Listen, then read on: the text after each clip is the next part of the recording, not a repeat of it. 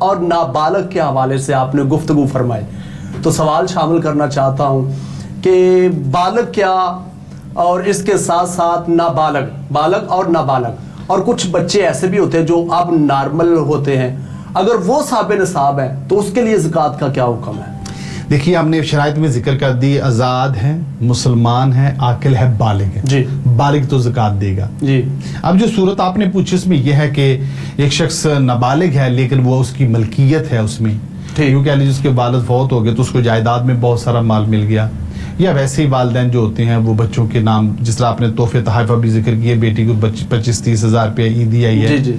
तो इस तरह की जितनी भी चीजें नाबालिग की मलकियत में आ जाती हैं, नाबालिग पर ज़कात नहीं है। बिल्कुल ठीक। और इसी तरह अब नॉर्मल आपने जिक्र किया, तो अब नॉर्मल भी दो तरह की हैं, जी, जी। या वो नाबालिग होगा फिर तो ज़कात तो होगी ही नहीं।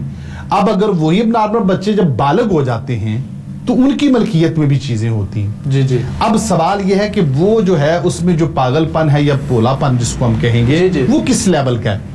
अगर तो वो ये है कि कभी कभी अच्छी बातें करता है, जिसको हम कहते हैं कि अक्लमंदी है, मतलब उसको फर्क रहता है, जी, जी। फिर तो उन दिनों पर वो ज़कात अदा करेगा। हुज़ूर आला हज़रत ने जिक्र फरमाया। लेकिन अगर वो ऐसा शख्स है कि पूरे का पूरा साल ही उस पर वो वाला उसका पागलपन या उसका जो यूँ कह लीजिएगा गलबा रहता है जी, फिर उस पर ज़कात नहीं। क्यों? इसके लिए भी शर्त है आकिल होना, और आकिल के मुकाबले में ये आ जाएगा अब नॉर्मल या पागलपन वाला, तो अब उस पर ज़कात नहीं है। बिल्कुल ठीक, वेरी गुड, बहुत